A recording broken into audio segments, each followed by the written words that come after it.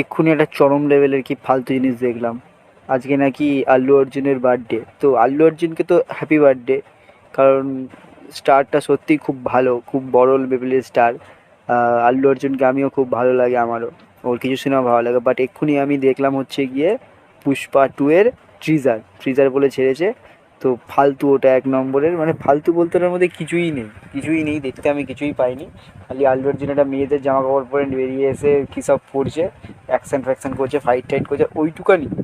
কি ফালতু, ফালতু হয়েছে একেবারে, ফালতু লেগেছে আমার। আর কি সিন, ওগুলো একটা সিন ছিল, ছি, ভুলভাল।